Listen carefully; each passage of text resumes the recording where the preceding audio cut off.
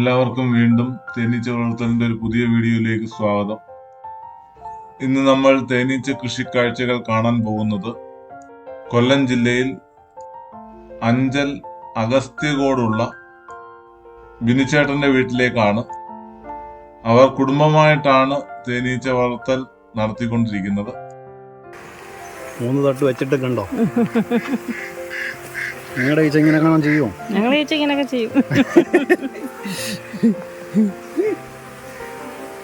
ബിനുചേട്ടൻ നമ്മുടെ ഈ വർഷത്തെ ഓൺലൈൻ ക്ലാസ്സുകളിൽ സജീവമായി പങ്കെടുത്ത ഒരു വ്യക്തി കൂടിയാണ്. അപ്പോൾ നമുക്ക് ബിനുചേട്ടന്റെ തേനീച്ച കൃഷിക്കാഴ്ചകൾ കാണാം. ഓക്കെ.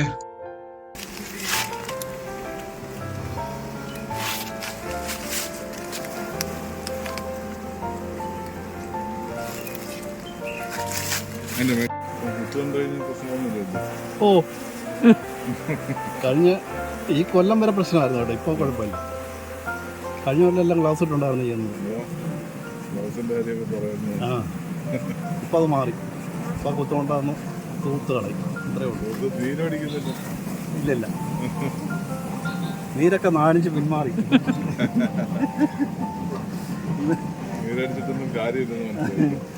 ഇനി ഇവനോടൊന്നും ചെയ്തിട്ട് കാര്യമില്ല. മറ്റേ ആ മുട്ടിൻ്റെ അവിടം വരെയുള്ള ഒരു ഗ്ലാസ് ഉണ്ടായിരുന്നു, അതായിരുന്നു ഉപയോഗിക്കുന്നത്. പറ്റും, പക്ഷേ ചൂടത്ത് പറ്റത്തില്ല കേട്ടോ. ചൂടത്ത് വേണം.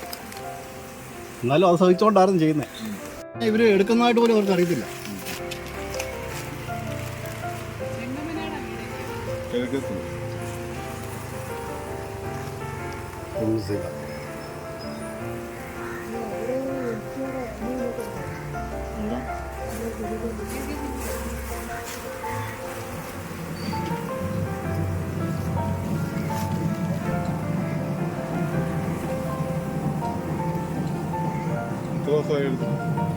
ഇപ്പം കഴിഞ്ഞ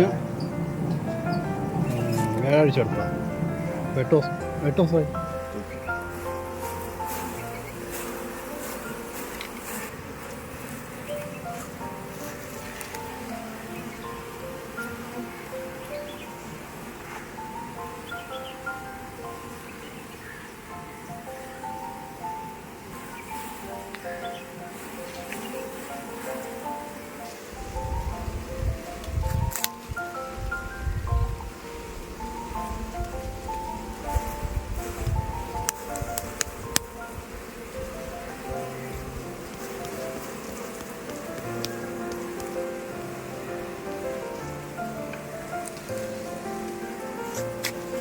അടിയിലത്ത് നമ്മൾ തിരിച്ചു വെച്ചിട്ടെടുത്താൽ പോരെ? അടിയിലത്ത് ഒരെണ്ണം തിരിച്ചു വെച്ചിട്ടെടുത്താൽ പോരെ? ഇരിക്കാൻ സ്പേസ് ഇല്ലാതെ, അവർക്ക് ഇരിക്കാൻ സ്പേസ് ഇല്ലാതെ പ്രശ്നമാകത്തില്ലേ?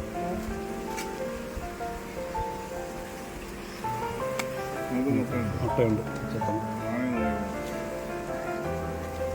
ഇതൊക്കെ അടിയിൽ നിന്ന് കുറേ നാൾ മുമ്പ് എടുത്ത് വെക്കുന്നു.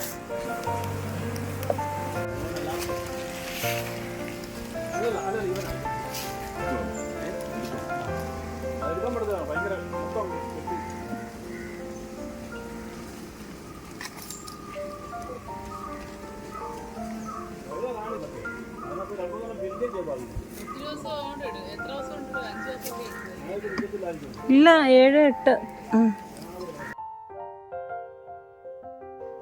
അച്ഛൻ, അമ്മ, ഭാര്യ, 2 മക്കൾ അടങ്ങുന്നതാണ് ബിനുചേട്ടന്റെ കുടുംബം എന്ന് പറയുന്നത്. ഒരു 3 തട്ടൊക്കെ ഉള്ള ഒരു കൂട് കൈകാര്യം ചെയ്യുമ്പോൾ പുക കൊടുത്തെടുക്കുന്ന സമയത്ത് തേനീച്ചകളൊക്കെ പുറത്തേക്ക് ഇതുമാതിരി വന്നിരിക്കാറുണ്ട്. പക്ഷെ ബിനുചേട്ടൻ കൈകാര്യം ചെയ്യുന്ന രീതി വേറെ രീതിയിലാണ്. അങ്ങനെ വല്ലതും ഉണ്ടോ? ഈ വലിയ അട സൈഡിലിടുന്നതാണോ നടുക്കിടുന്നതാണോ നല്ലത്? നടുക്കലത്തെ ഉള്ളത് വീർപ്പിക്കും. ചെറുത് ചെറുത് നടുക്കിട്ട് വെക്കുമ്പോൾ അതൊന്ന് വീർപ്പിക്കും. വളവും തിരുവെന്നില്ലെങ്കിൽ എല്ലാം. ഇവിടെ തേനെടുക്കുന്ന രീതി എന്ന് പറയുന്നത്, ആദ്യം മുകളിലുള്ള സൂപ്പറിൽ നിന്ന് ഈച്ച ഇറക്കി തേനെടുത്ത ശേഷം ആ സൂപ്പർ ഏറ്റവും അടിയിലേക്ക് കൊടുത്ത് തേനീച്ചകളെ അതിലേക്ക് ഇറക്കുന്ന രീതിയാണ്. അങ്ങനെ കൂടുകൾ കൈകാര്യം ചെയ്യുമ്പോൾ തേനീച്ചകൾ സ്പേസ് ഇല്ലാതെ പുറത്തേക്ക് ഇറങ്ങിയിരിക്കുന്നതിന് പകരമായി തേനെടുത്ത അടകളിലേക്ക് ഈച്ചകൾ ഇറങ്ങിയിരിക്കുന്നു. മാത്രവുമല്ല വളരെ സൗമ്യതയോടും സാവധാനതയോടും കൂടിയാണ് ബിനുചേട്ടൻ കൂടുകൾ കൈകാര്യം ചെയ്യുന്നത്. എന്നാലും ഒരു വരുമാനം കിട്ടുമ്പോ ഇവിടെ ഒരു 5 കൂടി ഇരുന്നു. ഒരു വരുമാനം കിട്ടുമ്പോ ഒരു സന്തോഷമില്ല. അതുണ്ട്. 5 കൂടി ഇവിടെ ഇരുന്നു. അന്നേരം ഇയാളങ്ങ് ഗൾഫിൽ പോയി. ഞാൻ നോക്കി എന്തോ ചെയ്യാനൊക്കെ ഇവിടെ മിഷനും അന്ന് വാങ്ങിച്ചിട്ടില്ല, ഒന്നുമില്ല. ഉണ്ടാക്കാ തോന്നുന്നു. പക്ഷെ എന്തുമായാലും എനിക്ക് അന്ന് ഇത് എടുക്കാൻ എനിക്ക് അറിയത്തില്ല. ഞാൻ അന്ന് പഠിച്ചില്ല, അന്ന് ആരംഭമാണ്. ഇവ പെട്ടെന്ന് അങ്ങ് ഗൾഫിൽ പോയി. അവിടെ ഇരുന്നിരുന്ന് ഒരു 4 എണ്ണം അങ്ങ് പറഞ്ഞു. ലാസ്റ്റ് വന്നപ്പോൾ ഒരു പെട്ടി ഉണ്ട്. ഒരു 2-3 കൊല്ലം അങ്ങ് ഇരുന്ന് ഈ ലാസ്റ്റ് ഒരു ദിവസം നോക്കിയപ്പോൾ കാണാൻ തറ പാൻ്റെല്ലാം കൂടെ തടിയായിരുന്നു. ചതില് ഇയാളങ്ങ് മറിഞ്ഞു. ഞാൻ ഒരു ദിവസം തന്നെ മറിഞ്ഞപ്പോൾ ഒന്ന് പൊക്കി, ഒരറ്റത്തൊന്ന് പൊക്കിയപ്പോൾ എല്ലാം കൂടി ഇങ്ങോട്ട് വന്നു. എന്നെ കുത്തും വലിഞ്ഞ് പിന്നെ ഏരിയയിലോട്ട് ഞാൻ തിരിഞ്ഞില്ല. അത് പിന്നെ അവിടെ കിടന്ന് ഇവൻ പിന്നെ ദേവിന് വന്നപ്പോൾ അത് പൊക്കി കിട്ടി. ഇഷ്ടം പോലെ ഓടി, അവനും ഓടി പിന്നെ വല്ലച്ചാതി എടുത്ത് നൂത്ത് വെച്ച് ഇത് പോയി. എത്ര ദിവസം അങ്ങനെ കിടന്നു? ഏതാണ്ട് 1 മാസത്തോളം കിടന്നു. 1-2 മാസം പോയില്ല. അതിലാ പോയില്ല. പിന്നെ ആരോ പിന്നെ ഏതോ ജീവിതത്തിൽ ഇയാള് അത് ഒപ്പിച്ച് അതിൽ നിന്ന് കിട്ടിയതാ ഇത് മൊത്തം. ആ ഒറ്റ പെട്ടിയല്ല ഈച്ചോളാ. അത് ഞങ്ങള് പെട്ടിയല്ലാതാണ്ട് വേറെ ഈ ഈച്ച എന്ന് പറയുന്ന സാധനത്തിന് മാറ്റിയിട്ടുണ്ട്. അവളും കൂടെ കാണാനെ കൊണ്ട് അങ്ങോട്ട് വന്നു. യവനെ അങ്ങ് പൊതിഞ്ഞപ്പോഴത്തേന് യവരുടെ അടുത്തോട്ട് പെണ്ണിനെ എടുത്തിട്ട് കുട്ടി കുഞ്ഞാണോ എന്തോന്നും പറഞ്ഞുകൊണ്ട് അവളും അങ്ങോട്ട് അടുത്ത് വന്നു. അവള് ഇത്രയും ദൂരത്തില്ല, ഷെഡും ഇത്ര അകലത്ത് നിന്നതേ ഉള്ളൂ. കൊച്ചിന്റെ അവിടെ അങ്ങ് കൊല്ലു. എന്താ പറ്റിയ കൊല്ലത്ത് പറഞ്ഞു. 3 കുഞ്ഞിനെ പിന്നെ ആശുപത്രി കൊണ്ടുപോയി. 4 വർഷം മുമ്പ് പൊടിക്കൊച്ച എങ്ങനെയൊന്ന് പോതിഞ്ഞെന്ന് പറഞ്ഞാൽ ചെള്ളൊക്കെ ഈ പരിപാടി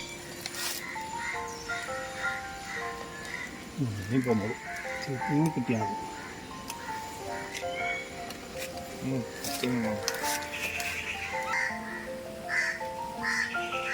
അടി ഒരെണ്ണം ചത്തു. ഒരു അടേ അടിയിലിട്ട് പോകണം.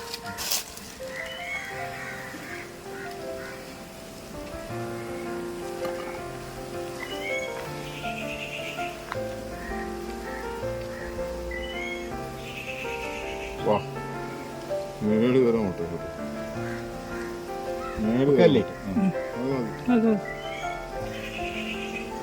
തേൻ നിറയ്ക്കുന്നില്ല കേട്ടോ. തേഞ്ഞും വരും. ആണോ? 1-2 പ്രാവശ്യം എടുക്കാൻ കാണും. മഴ പെയ്തില്ലെങ്കിൽ ഈ തേൻ വരാറാകുമ്പോഴത്തേക്ക് അടിയിൽ കൊണ്ടുവന്ന് നിറയ്ക്കും. അടുത്ത ആഴ്ച ഞാൻ ഇന്നാ പ്രതീക്ഷിക്കുന്നു. 2-3 ദിവസം കഴിഞ്ഞിട്ട് ഇന്നോട്ട് നല്ല കോളാ. ഇന്നലെ തൊട്ട് ഞാനും ഇത് പറഞ്ഞു. 2-3 ദിവസം കഴിഞ്ഞിട്ടുണ്ടാവുമെന്നാണ് എൻ്റെ പ്രതീക്ഷ. ആരോ പ്രതീക്ഷ നടക്കുമെന്ന് നോക്കാം.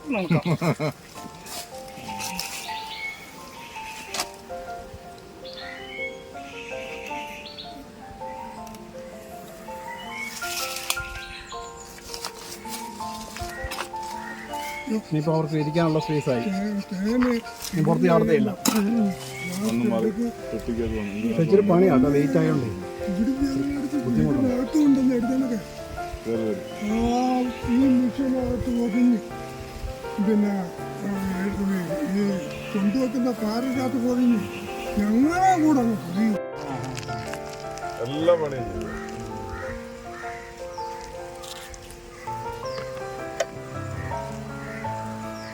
അങ്ങോട്ട് എത്തിപ്പെടാനേ പാടും. 3 തട്ട് വെച്ചിട്ട് മേക്കൂരാണ് വെച്ചേക്കുന്നത്. ഇനി ഒരു തട്ടൂടെ നോക്കാം. ഒരു തട്ടൂടെ നോക്കാം. ഇതിനകത്തൊന്നും നോക്കാനുള്ള ഈസുണ്ട്. ദിവസം കഴിഞ്ഞല്ലോ. ഇന്നത്തെ പലതിനകത്തും ഒരു തട്ടൂടെ വേണേ വെക്കാറുണ്ട്. എന്തായി പറയുന്നത്, സമയമില്ലാത്തതുകൊണ്ട് പോയതാ.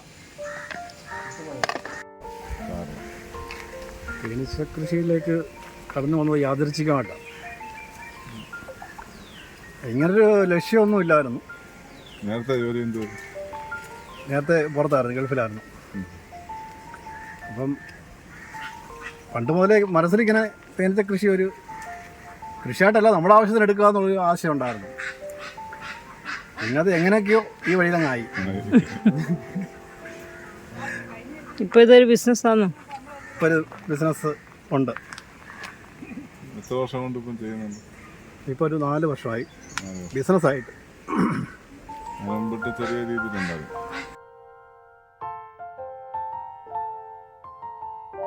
കൂട് മേടിച്ചതാണ്, പക്ഷെ അന്ന് എടുക്കാനൊന്നും അറിയത്തില്ലായിരുന്നു. ഇത് ഗൾഫിൽ പോയതിൻ്റെ ഒരു ഇടവേള 2 വർഷം കഴിഞ്ഞ് തിരിച്ചു വന്നിട്ട് ഒരു 5 കൂട് മേടിച്ചതാണ്. അത് പിന്നെ വീണ്ടും ഗൾഫിൽ പോയ സമയത്ത് ഇത് പറന്നു പോയി. ഒരു കൂട് വിട്ടിരുന്നു.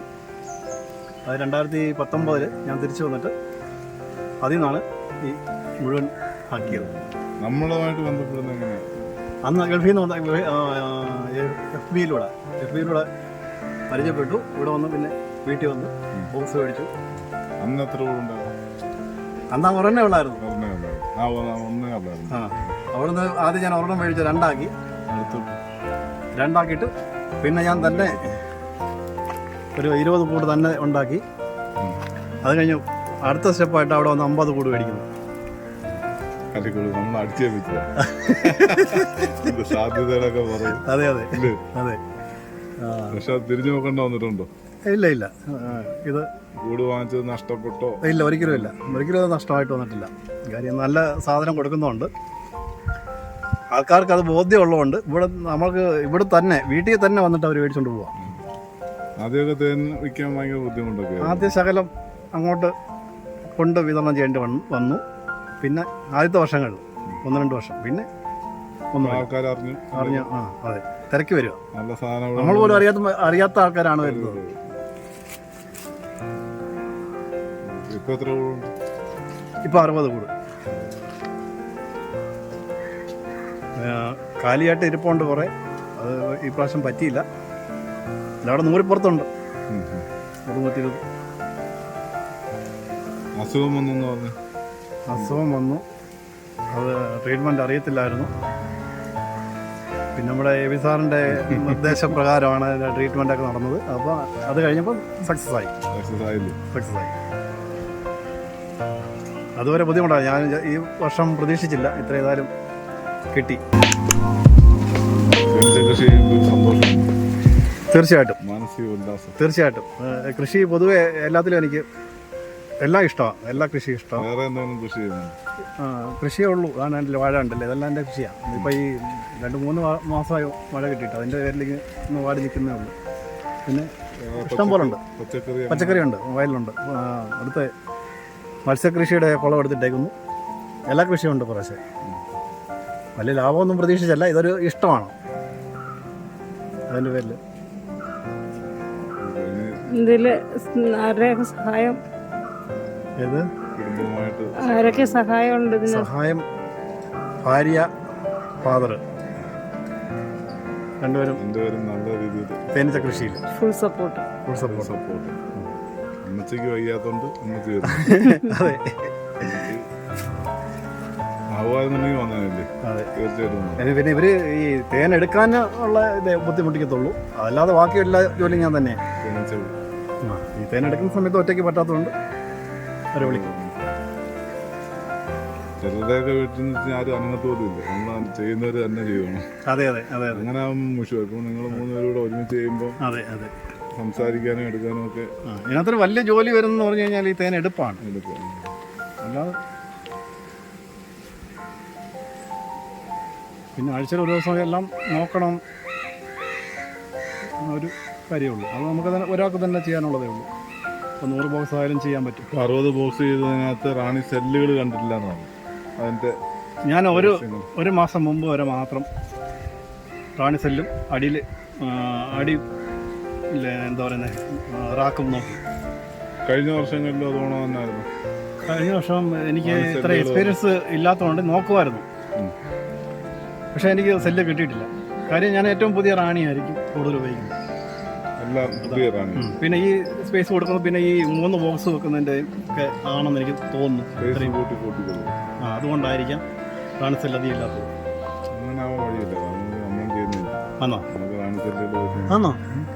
പക്ഷെ എനിക്ക് ചില കൂടുകൾ ഇങ്ങനെ വളർന്നു, കാരണം എനിക്ക് അങ്ങനെ വരുമ്പോൾ മനസ്സിലാവുന്നില്ല എന്താണെന്ന്.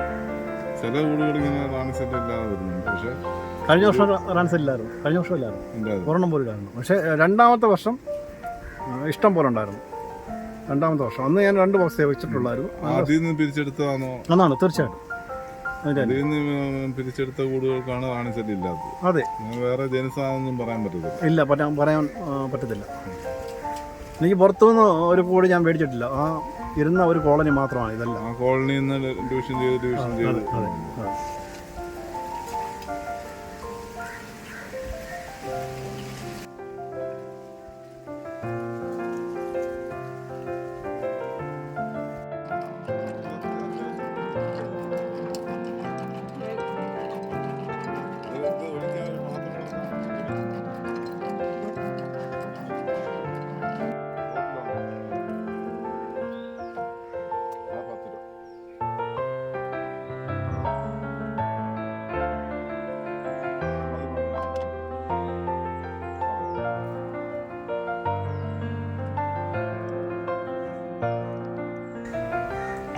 അങ്ങനെ എടുക്കണ്ട കേട്ടോ, അങ്ങനെ എടുക്കാതെ ചുമ്മാ ഇറക്കി ചതില്ലേ? അല്ല, ഞാൻ കാണിച്ചു തരാം. ആ ഇത് കറയിക്കും. പണി എളുപ്പമാണ് കേട്ടോ.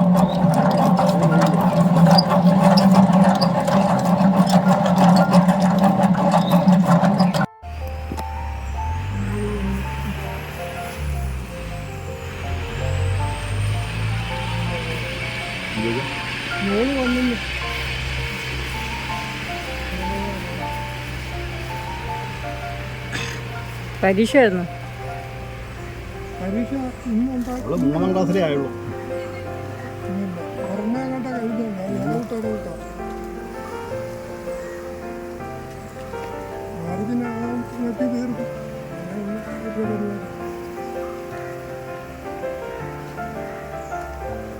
എൻ്റെ വരവുണ്ട്. വരവുണ്ട്, പക്ഷെ കളർ മാറും. അതിലാണ് പ്രശ്നം. നിന്നിട്ടില്ല. ഒന്നുകൂടെ കിട്ടിയാൽ മതി. അത്യാഗ്രഹമൊന്നുമില്ല. ഇത് 4 കിലോ അല്ല, അത്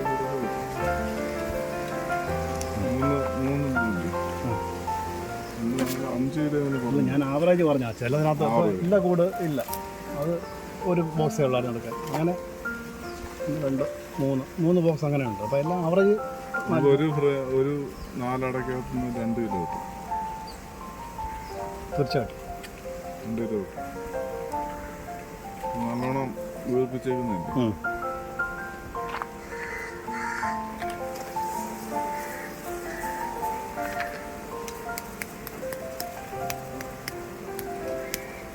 അങ്ങനെ പറഞ്ഞ 6 കിലോ, 5 കിലോ, 1 കിലോ കുറച്ച് പറഞ്ഞു.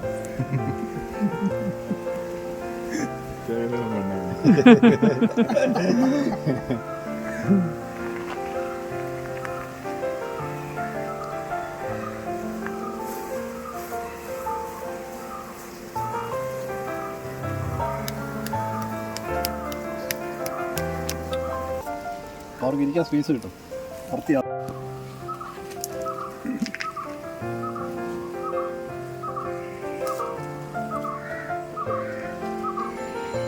അങ്ങനത്തെ സിനിമ കുറവാണ് തോന്നുന്നു. എടുക്കുമ്പോൾ സൂക്ഷിക്കും. ചെറുതാണിത് ഇറക്കത്തില്ല. പിന്നെ അങ്ങനെയുള്ളതിനകത്ത് ഇത് കിട്ടുള്ളൂ. ഇതിനെ എടുക്കണം, ഇത് ചെത്തിക്കളയുക. അതിൻ്റെ മൂട്ടി കണ്ട ഇങ്ങോട്ടാണ് അതാ ചാടി വരും. ഭയങ്കര ജീവനാണ്. അന്നേരം ഇട്ട് കൊടുക്കരുത്. അന്നേരം ഇട്ട് കൊടുക്കാതെ പിന്നെ മാറ്റിയിട്ട് കൊടുക്കും. ആ സമയത്ത് ഇട്ട് കൊടുക്കാതെ, അല്ലെങ്കിൽ നമ്മൾ ഈ അടയൊക്കെ എടുത്ത് നോക്കുമ്പോൾ അതൊന്ന് കൊത്തി ചെയ്തിട്ട് നമ്മൾ ഓടിച്ച് അപ്പോഴേ പോകും. അല്ല, കൊടുക്കാതിരുന്നാൽ മതി. പിന്നെ കൊടുക്കാം, അങ്ങോട്ടും ഇങ്ങോട്ടും മാറ്റി വെച്ചിട്ട് കൊടുക്കാം. ഞാൻ നേരത്തെ ഇപ്പോൾ കോഴി ഉണ്ടായിരുന്നു, പക്ഷേ ഇപ്പോൾ ഇല്ല.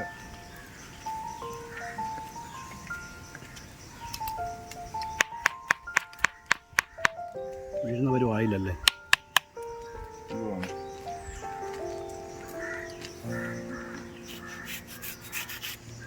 ഇതായിരുന്നു അടിപൊളി. ഏതാ? അതിനകത്താ പുള്ളി അത് നല്ലതാണെന്ന് പറഞ്ഞാൽ ഇരുന്നത്.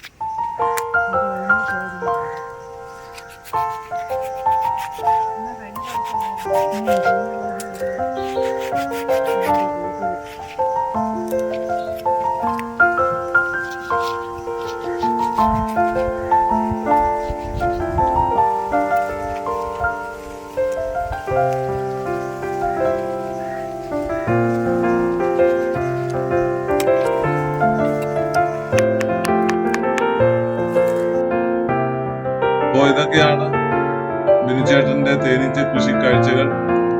ഗൾഫിലെ വരുമാനം നിലച്ചപ്പോഴും നാട്ടിൽ നിന്നാലും സ്വന്തമായി അധ്വാനിച്ച് നല്ല രീതിയിൽ കുടുംബത്തെ പുലർത്താൻ അദ്ദേഹത്തിന് സാധിക്കുന്നുണ്ട്.